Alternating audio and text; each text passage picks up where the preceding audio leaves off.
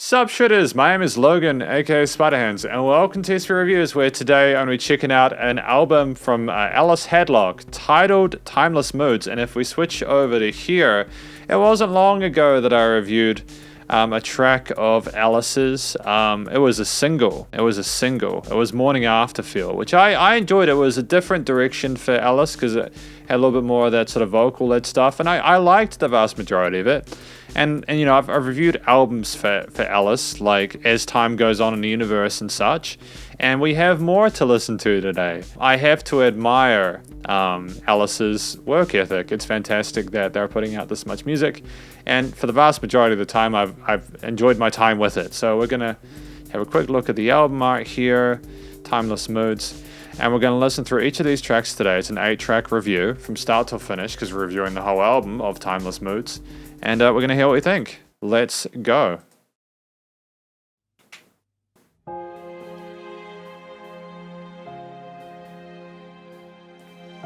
Fantastic instantiation of the theme with these keys and strings.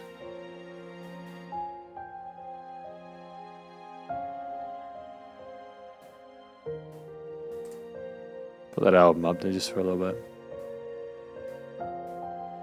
It's very gentle, isn't it? Great dynamic range to it. It's very misty, but it's also kind of peaceful, eh?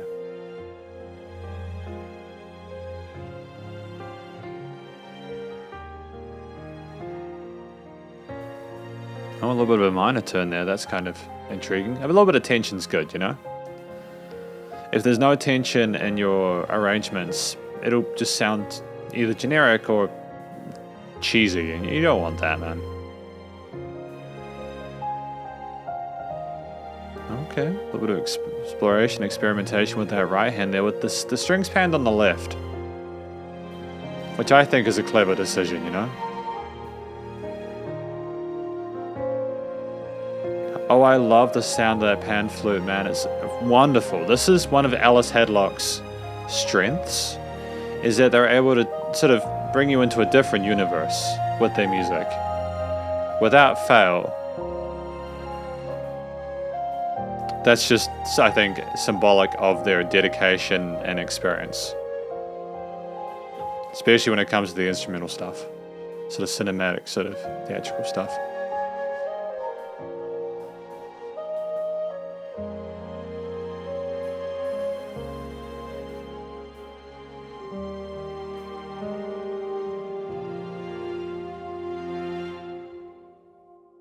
That was a wonderful beginning, and just have a quick look before I listen through Crystal Clear Solitude, because that first track was Memories Inside.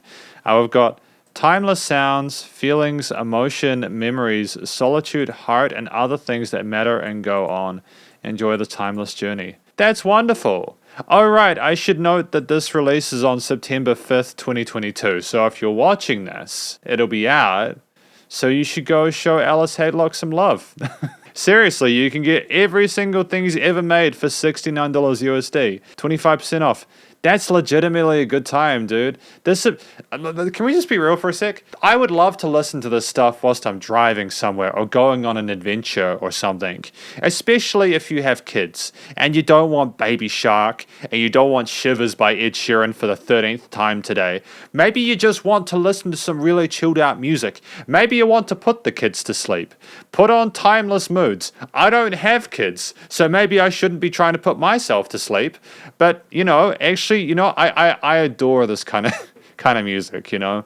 We've got Crystal Clear Solitude, track number 2.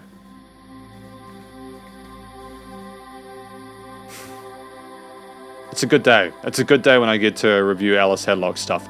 I'm not biased. I just know at this point, through experience and through repeated great releases, that Ellis knows what he's doing.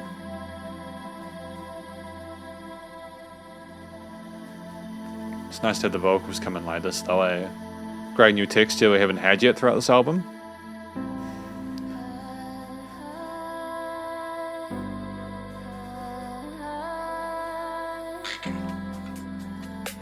Drums!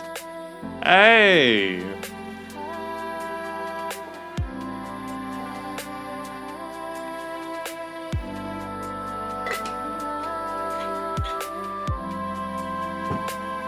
More of this, please. We've got an oboe in there or a clarinet. Nice side chaining of those kicks. Oh, the synthetic bass is fun as well.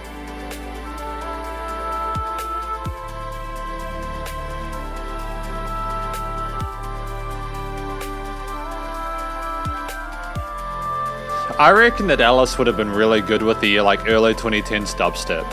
Like I can imagine this working so within that genre.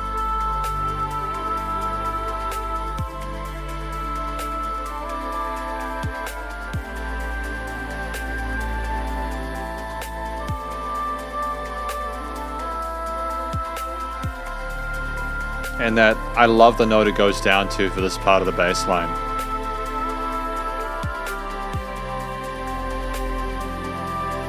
And the peaceful textures and colorations here make you really feel as if you are safe and sound.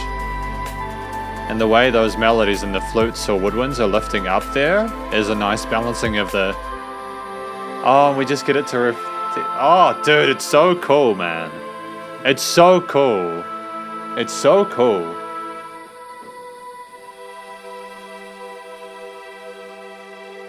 I had all the time in the world for this, man. All the time in the world.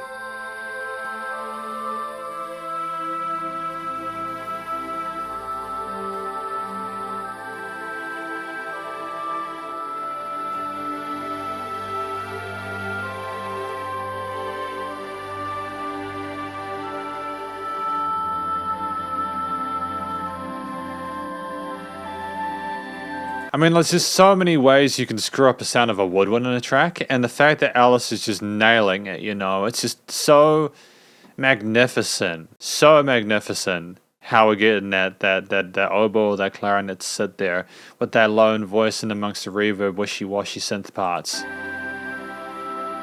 It is like the sun rising in the morning at dawn.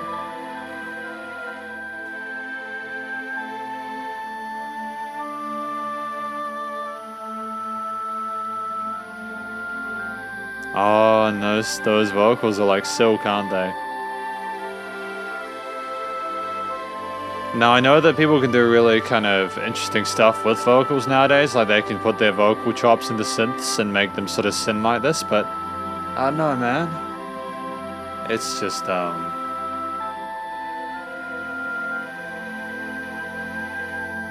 because that's the thing, like, this is Ellis's thing, you know? And it makes me really happy when people do their stuff well. Oh, great subtle bit of string work with the clarinet. So I liked it, how it went down that range. Is that like a cello or something like that? Dude, that was stunning, man. Crystal clear solitude. I almost felt like I went into a meditative state listening through that. But we got The Look I See, track number 3.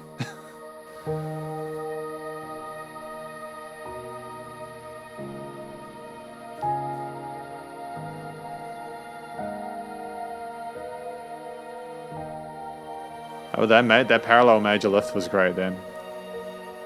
Similar style to the previous two. I think we've got a sort of a consistency like that. Oh, you let that rise, man.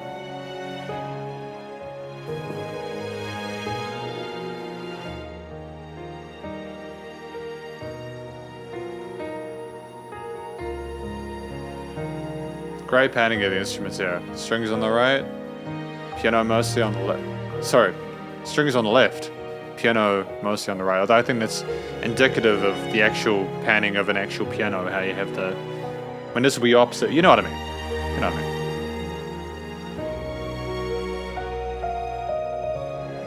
mean. Great legato feel with those string parts.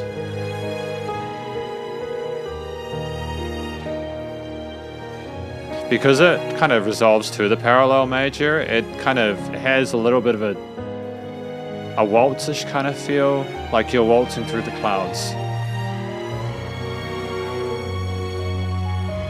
But I'd say for certain that this is one of Ellis Hadlock's stronger albums I've listened to.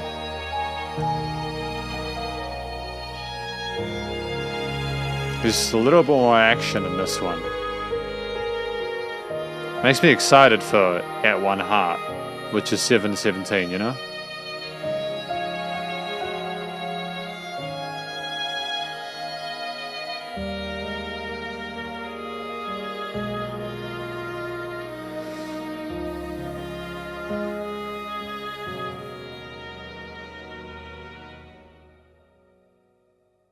I mean, if Ellis is not doing this already, I really think he should be like doing like scores for like film and like video games and stuff like that.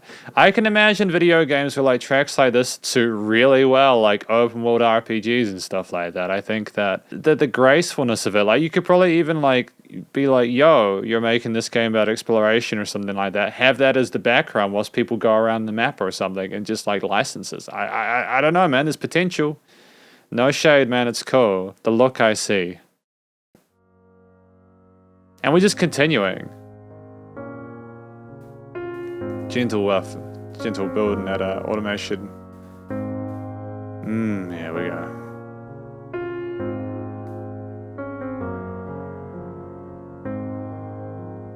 A little bit of extra complexity as we go on. Smart move, smart move, smart mode.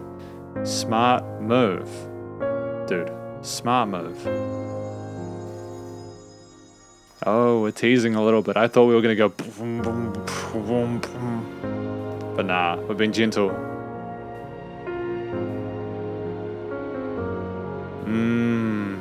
There we go. This is what I needed to listen to today, man. I think that there's a...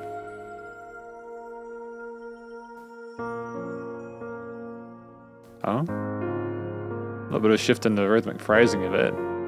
It's nice to have some accents in there as well. I wonder what kind of piano sound he's using. Oh, dude, that twinkle twinkle on the right side there. Oh, dude, that reverb is incredible.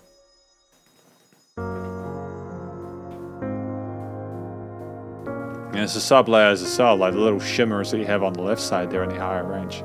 And the choir vocals that are there as a... kind of like they're in the sky above.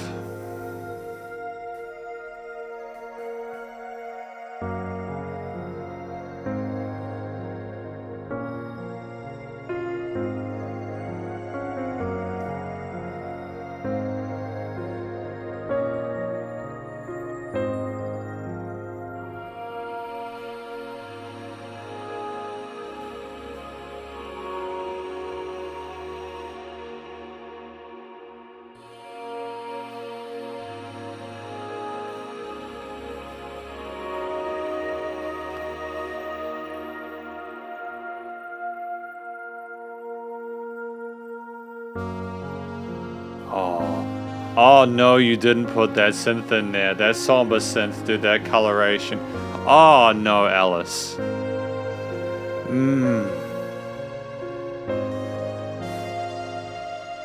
I wanted that, and I don't always get what I want when I do these reviews.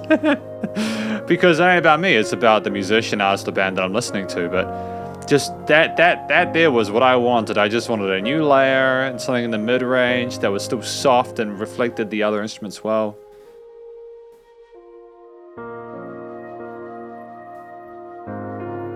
Yeah, we got it.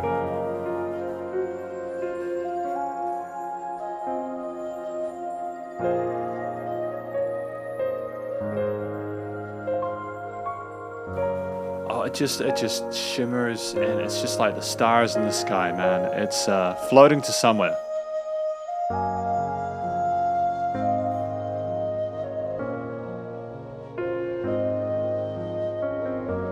Yeah, the choice to use that flute in here is transcendent. It's a busy melody.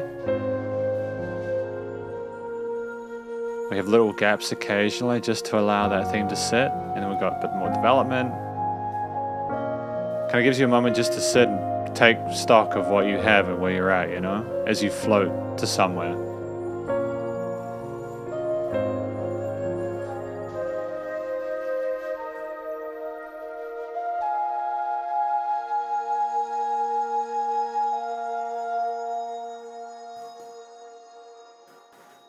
Wow, though, dude. You know, I was about to say it's a banger of a track, and I know that's not in the traditional sense. You know, it's not like, oh wow, that track is heavily intense with like the doom, doom, boom, boom. You know, like that's usually what that term is used for, but it's almost like it's the antithesis of it, and it's just as much, it's just as intense an experience. I don't know how to describe it. We're at the halfway point. It's absolutely sort of criminal that this has gone so smoothly. I'm gonna be sad when we're done. I might low-key, I might actually buy the album after this review, just because I think this would be great. This would be, because I meditate in the mornings. This would be incredible to like meditate to. Imagine lighting some incense and putting the music on and just listening to that. Oh man, that'd be the best, dude. I'm gonna buy this album after this. Again, no bias. I'm legitimately reviewing it as if it's the first time. Like aside from when I said that I could trust that it was good. But anyway, when the first two tracks of an album are equally as good, you kind of know you're set for the rest, right? It's really good, man. The Darker Way. Oh, where are we going with this one? I am concerned. Oof.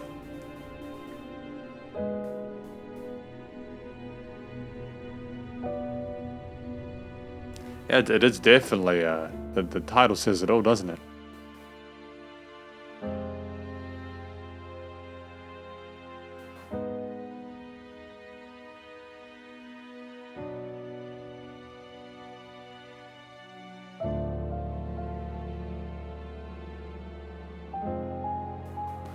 Yeah, I love this change of emotional pace.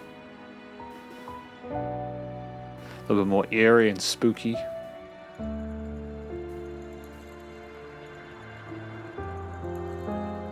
Oh, smart move. This is such great music for cinema.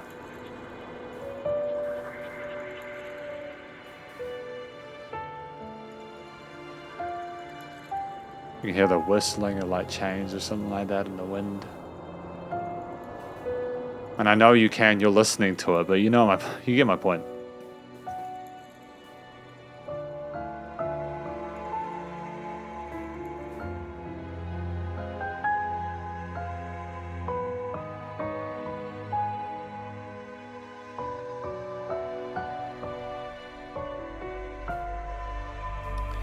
Oh, now that is how you do sub bass.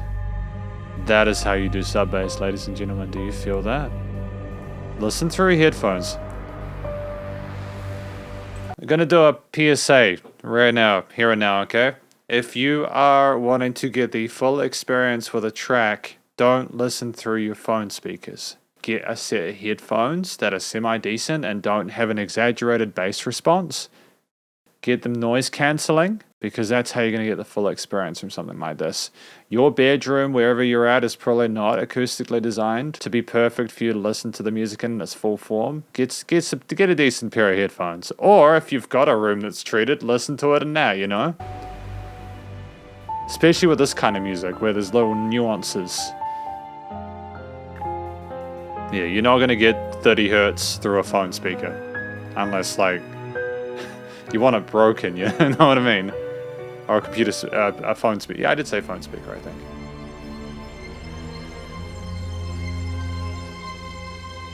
Have we found the aliens we don't want to meet?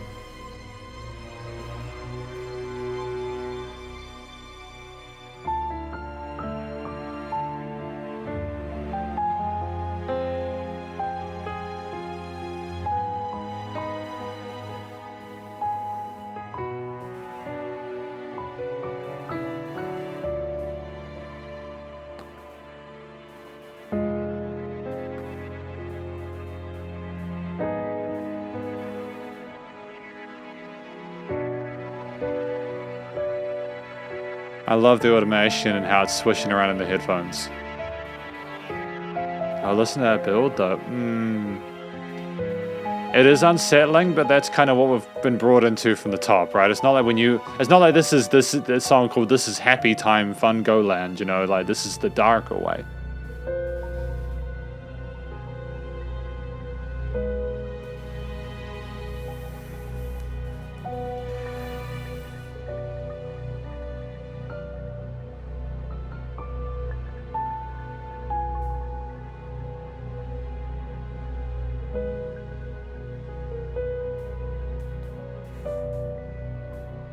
It was an interesting decision to put this in, as the previous 4 tracks have gone from like, I wouldn't necessarily say ambivalent, but like calming and sort of almost semi-neutral to this, which is like, oh, is this the second act of the movie? Are we getting into the trial, the discomfort before the third act where things get resolved with a big overwhelming victory? But I think, like, just before we get into Steps of the Past, the reason I think The Darker Way was so successful is because you didn't have that negativity really at all before. You didn't really have a lot of presence within those minor chords or key sigs before.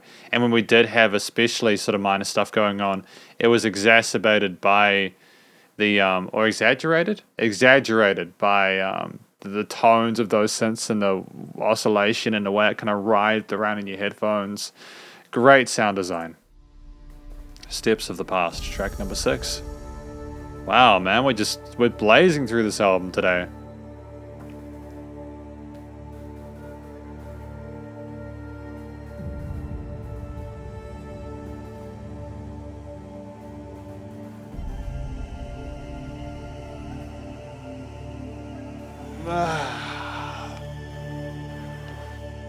See, it's peaceful, man. It's calming. It's like 2:45 in the afternoon, man. It makes me want to go take a happy, peaceful little slumber. Interesting interval use here with these the overall harmony. Does sound like we're going back in time a little bit, though, right?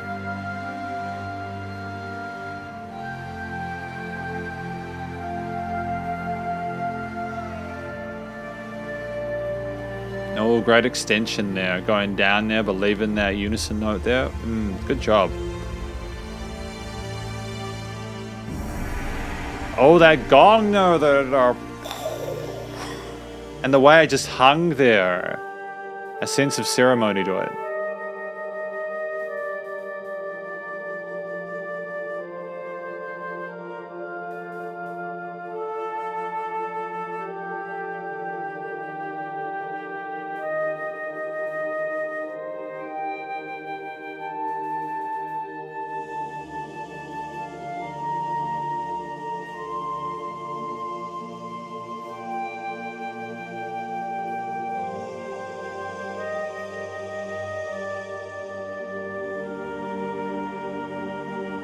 Oh man. I mean, as it says,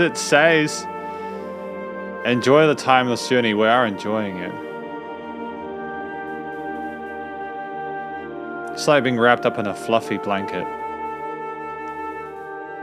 Again, that focus on that woodwind lead. Aside of those choir synthy parts. I think our lack of drums is a strength for this album. Because without that sense of movement from the drums, you're just sitting there, right?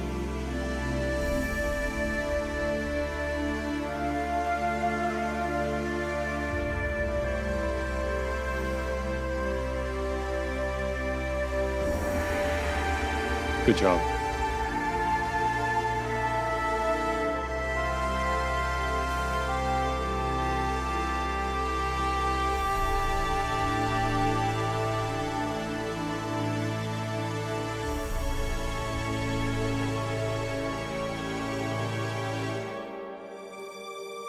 Hey, nice to get rid of everything except the high part and then going for the final part.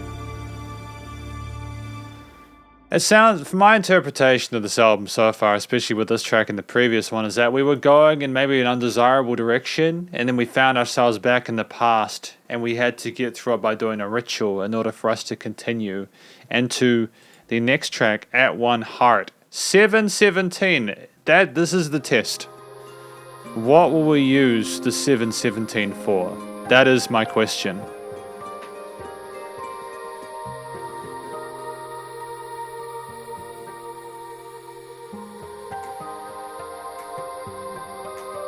Again, like, there's just space.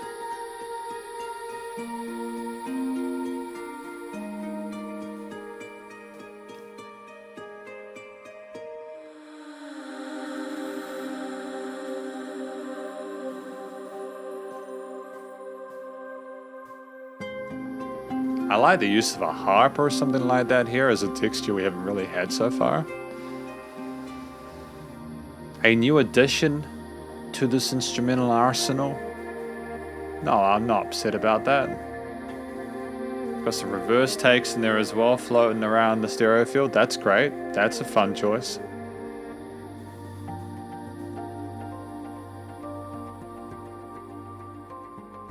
Fantastic repeater on those natural harmonics as well, dude. Just, oh.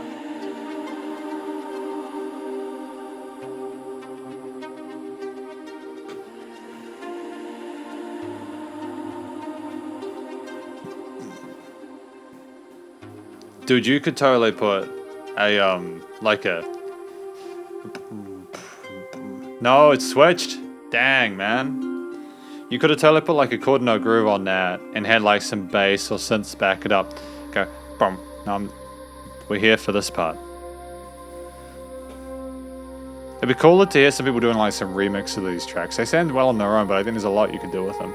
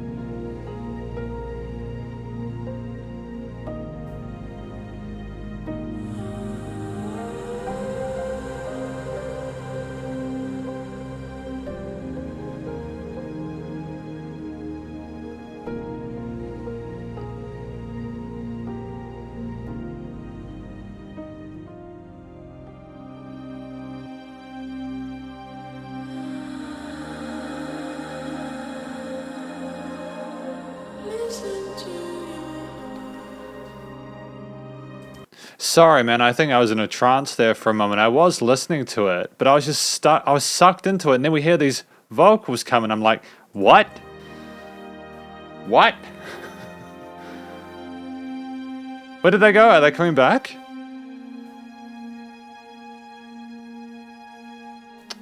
Ah. Well played, Ellis.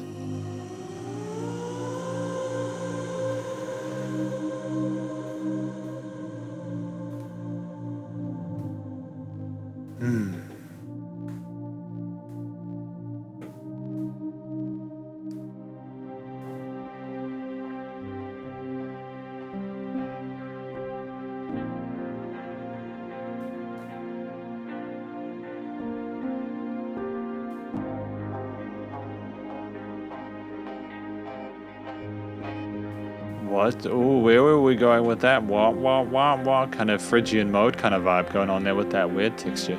I said texture a lot. That weird synth. There we go.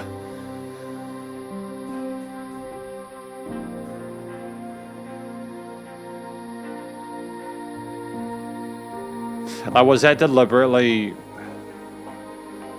Is it deliberately against the main... Sort of, is there a main... There is a main groove. The chord note, is that deliberately going against that, or is it... I think it is, yeah.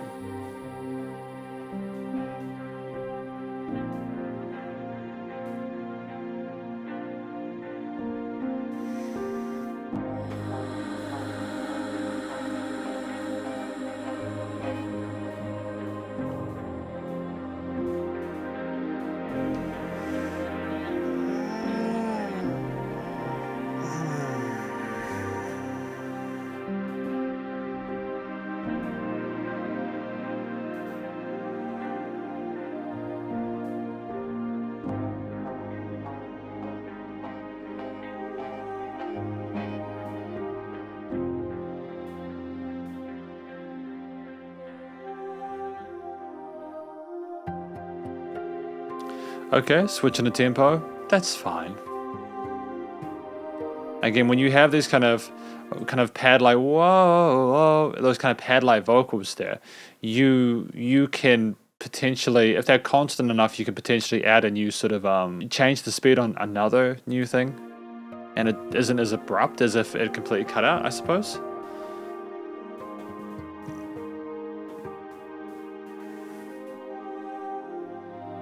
That's again one of the benefits of not having drums, is that you don't have a clear, distinct, eighth or quarter note groove there, that's really kind of hitting the listener. You can be a bit more floaty with it at one heart.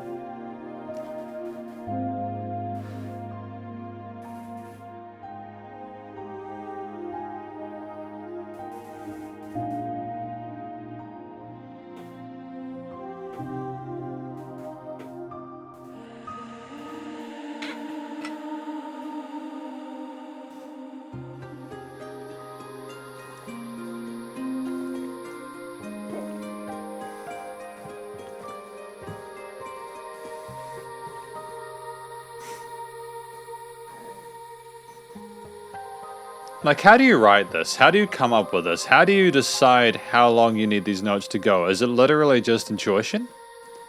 It must be. Because seven minutes is a long time for a song, especially nowadays when the average listener has like a time span of like, like 2 minutes, right? So to keep us interested for 7, you either have to kind of like lull the listener into like a trance through the music, or you have to keep them constantly rooted in your sort of soundscape for that long, by being more active about their engagement.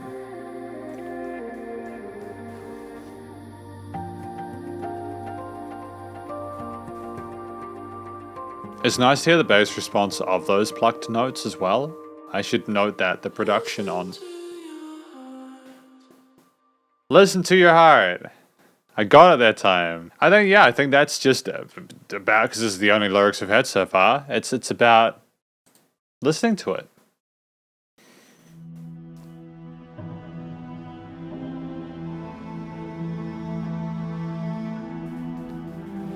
When the song's telling you what to do, you best not argue with it, While walking the timeless.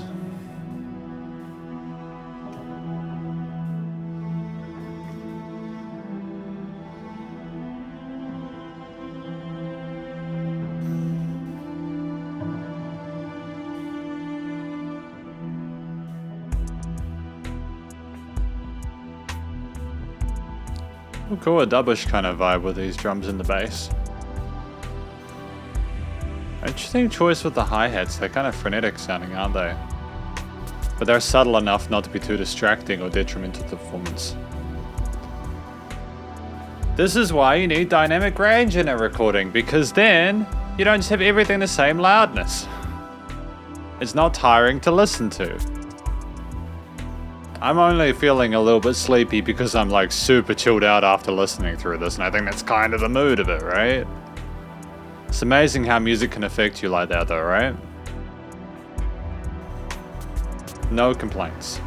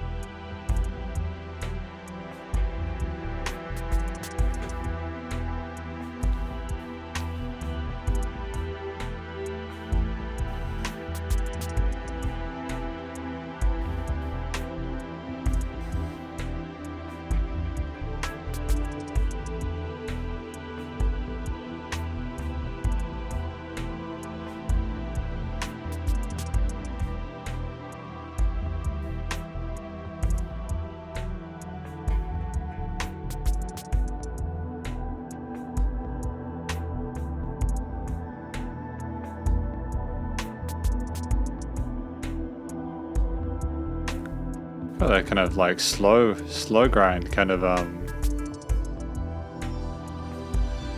okay, a little bit more chaotic, but it never becomes too much.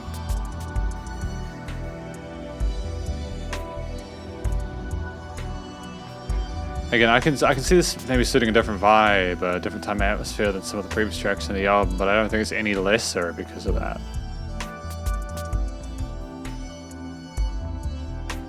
Again, the flickering of the tones of them, you know, that wouldn't have been an easy thing to have configured in your DAW, you know what I mean?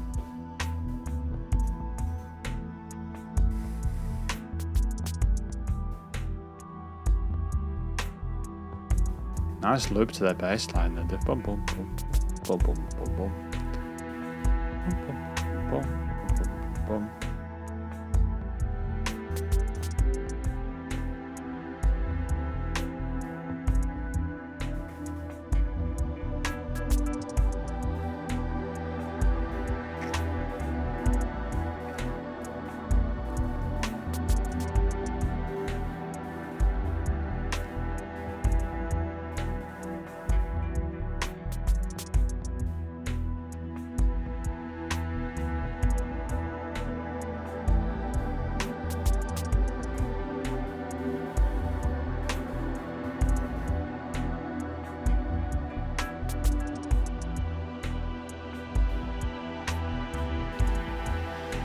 I almost like how sparing he is with like the lead elements within this mix, because there's no like real main voice in this track. It just confounds me how it's still just as interesting as if there was.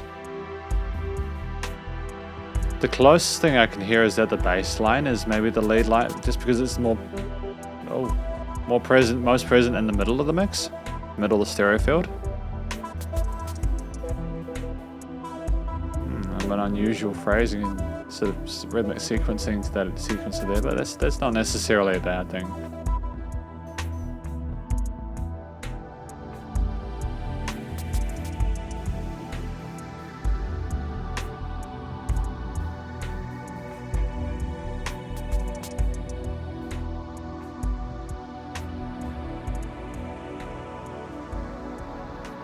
And now we're just leaving? No, this isn't the end of the album.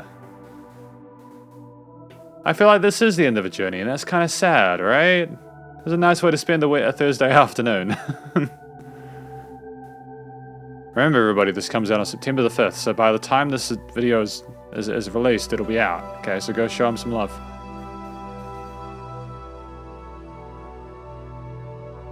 I don't usually tell people to do that, but seriously, it's good. Well, you know that, you've been listening to it.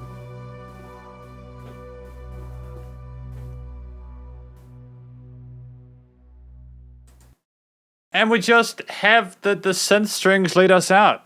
Okay, I don't mind, that's okay. Because this is, it's my conclusion of my review of Timeless Moods, the latest album from Ellis Hadlock Music. Okay, let's talk about it. What do I think this album was about? Well, I think we read it. Timeless sounds, feelings, emotion, memories, solitude, heart, and other things that matter and go on. Enjoy the timeless journey. 8 tracks, each with different sort of identities and concepts and themes. I think the first 3 tracks, texturally, tonally, coloration-wise, they worked off each other really well. Floating to Somewhere became a bit more like a journey. The Darker Way got a bit dark. Steps of the Past with the gongs and everything like that was more like a ritual. At One Heart was just you becoming at peace with your own soul and understanding the good and the bad and everything in between as just a part of being alive. And then Walking the Timeless is you with that knowledge transcending and going to that next plane of existence, I suppose, that next plane of awareness. In that respect, I think this is a phenomenal album. I think the story told through here, even without me needing to really have a lot of context told to me, is just they smashed it. There were no vocals in there aside from listen to your heart. And I think that's kind of a lovely thing to have later on in an album, just to have that listener wait for and be like, oh, that's the message of this. I get it now. Because if you're at the 7th track of an album, you're already invested, right? It's wonderful. Wonderful. We didn't need to have, when we had choirs and stuff like that, the harmonies were gorgeous and how they notched in with everything else. I'm not necessarily sure if we actually recorded all those vocal takes, if I don't know how we got those choir vocals done, because people can do like really fancy stuff with VSTs and stuff nowadays, so it's always worth kind of considering. It's a question I suppose I'll probably need to ask Ellis if I get the chance, how he did the vocals. It's dope anyways. If there was like, if there were vocalists that did all those choir parts, they did a tremendous job, great vocal technique, and just the approach and the texturing was phenomenal. I'm really happy with it. I've said texturing so much. The technique and the intent behind it was phenomenal. The structure of each of the track was mostly through composed, and I think that's fine. Each of the songs had a different sort of adventure you could go on. Most, if not all of them, were very peaceful and soothing and calming. I know that the darker way got a little bit ominous near the end, but that's fine, because music doesn't need to be happy or neutral. It can be kind of uncomfortable, and that makes it interesting, because it makes it more relatable, because life isn't always perfect, and with fluffy bunnies and stuff running around.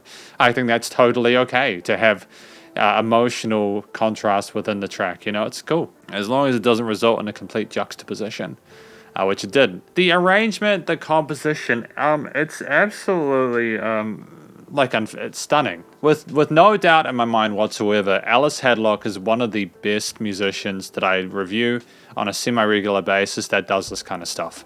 That may not sound like much, but it really is. There's a lot of people that are interested in doing instrumental music at this point in time, and I think that Ellis Hadlock has nailed it. Has absolutely nailed it. I typically I can't ever remember having a bad time with Ellis's music. I think that the strength of these arrangements in part is because of the choice of instruments. You had strings and woodwinds and flutes and little guitar parts occasionally, bass, and then drums very, very, very rarely, but they were there. When they were there, they made a lot of sense. And with the lack of vocals and often an expanse because of a lack of main lead melody, you might be thinking, well, is the listener going to get lost? But no, because the listener, without the drums, just gets to be enveloped by the overall aura of the track, the combination of these different little ideas that are built upon as a whole. And I just think it's absolutely stunning. You kind of get a similarity in texture and tonality. I keep saying texture, I'm losing my mind. You get a similar kind of feeling from these tracks as you go through, It's not like we abandon the original premise or theme to kind of make it more palatable later on. If we're going to do some happy stuff, we're doing happy stuff. Doing sad, we're keeping it sad. Or kind of weird or itchy or something like that. And I like that authenticity within that choice there. There were no notes out of place. Even if I think there was one point where I wasn't totally sure if the synth was kind of deliberately going against the grain of the main sort of groove or not. But even if that's the case, dude, that can sound cool, and I think that it did. And I also do not need to understand why something is happening to necessarily be able to enjoy it. You know what I mean? That's entitlement when you think music should make sense to you. It's entitlement. Sometimes music can just be, and whether you like it or not is entirely what it is, It's best not to overthink it. The production, recording, mixing, and mastering was absolutely sensational. Everything was glued correctly, EQ'd phenomenally. The filtering, the way that things were stacked in the stereo field, and also in the frequency spectrum, and the way things were glued and leveled, and limiting compression and the effects change on the various instruments, damn near perfect. And I've got no real complaints about this. This is probably one of my favorite albums from Ellis, if not my favorite. And it's just going from strength to strength.